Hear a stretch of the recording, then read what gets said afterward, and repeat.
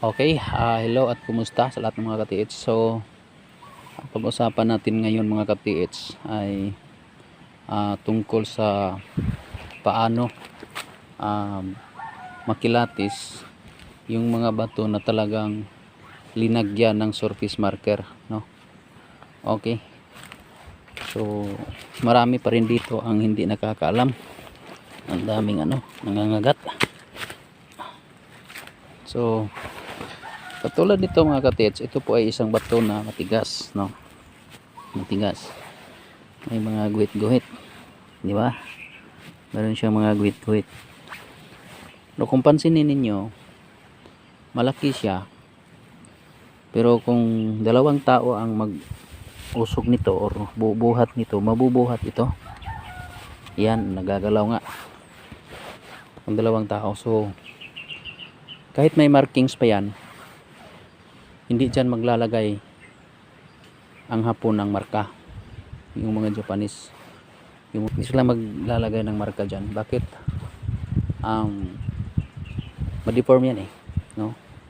Pwedeng may gulong, malipat, sumawala yung reference. So sa kadalasan na mga bato na linagyan nila, init. Itong ganito kalaki na bato,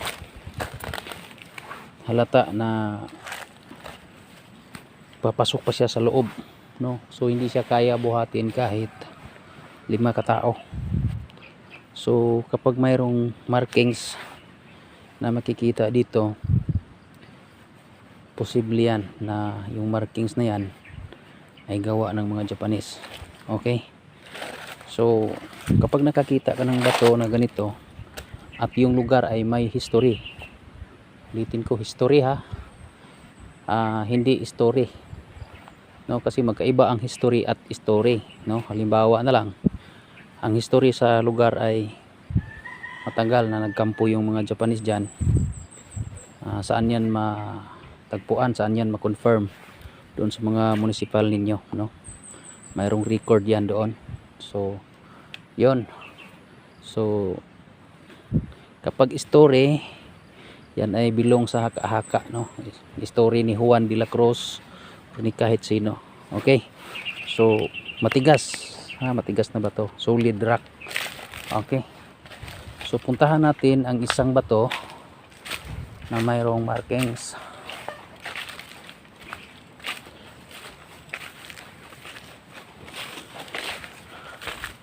Ito,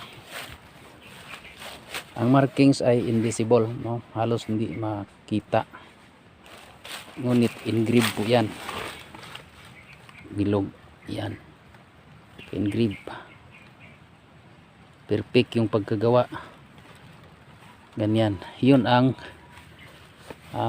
markings talaga na ginawa ng mga Japanese, naka-engrave. So makikita natin na talagang perfect siya, no? Perfect yung pagkabilog. Okay, so mayroong reading dyan. So mayroon itong coordinate. Okay, so ang dig site ay wala dito, no? Wala dito. Ang dig site ay nandun sa baba. Okay, so nandun sa baba ang dig site. Nasa 15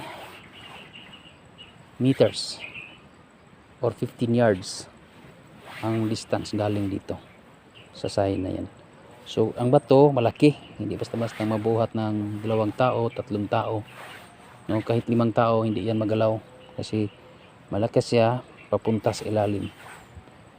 Okay, so kapag di mo alam paano ibasahin yan, paano magkakuha ng dagdag reference sa kumpas, ang pinaka the best ay mayroon kang gadget, locator, no? Kunin mo yung direksyon, bawat direksyon kunin mo, north, east, south, west, ganyan. Yun ang sundan mo sa pagdetect mo, makuha mo ang right spot. Okay, so yun po, no? O katulad nito mga ka-TH.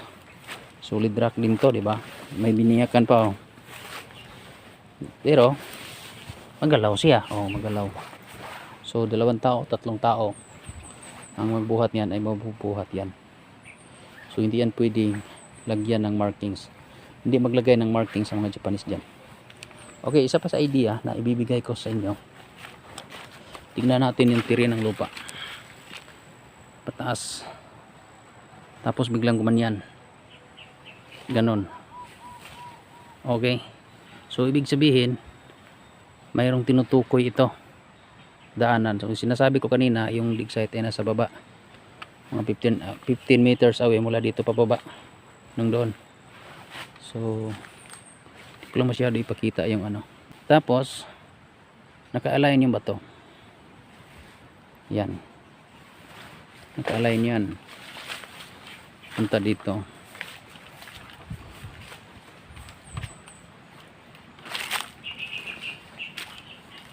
At ang binubundol ay Century 3.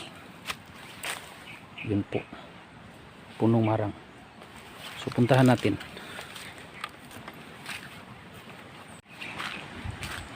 Okay, so dito na tayo mga ka-TH. So ito po ay talagang lumang puno na po talaga. Century na po. No? Puno ng marang. Okay, so ang next na i-share ko sa inyo, kapag century yung puno at walang butas ang puno na yan, kung mayroong deposit ay nasa distance, wala sa gilid o sa tapat. Okay, tandaan nyo mabuti yan. Kung walang butas yung puno, ang deposit dyan ay wala sa gilid o sa tapat. Ito, nasurvey ko na ito. Ang deposit dito ay nandito. Itong portion na ito. Ito. So according sa horizontal 1 ay bilong po itong deposit na ito sa medium deposit. Okay, yung isa doon na tinatrabaho ay bilong po yun sa small deposit. Okay, so yun po no mga ka-TH. Ganun po. Titingnan mo lang yung mga coordination, and then para mas mabilis ay gamitan mo ng detector, no? Madali lang kunin. Halimbawa katulad ng pinakita ko kanina, halimbawa yan ang bato na may markings. Halimbawa lang yung dahon na yan, ang bato na may markings. Tapos di mo alam kung anong yung kahulugan sa markings. Madali lang kunin kung may gadget ka, no? Kunin mo lang yung direction sa compass, pa cross, kahit isama mo yung trigrams, kunin mo yon. Tapos yun ang isorbe mo. Madali mo lang makuha. Pag tumama yon, kahit lihis ng kunti, dig site yan. Tapos doon nagdetect. Okay, so yun lang muna mga ka-TH, no? Kunting ano lang, kunting share lang para naman sa mga baguhan.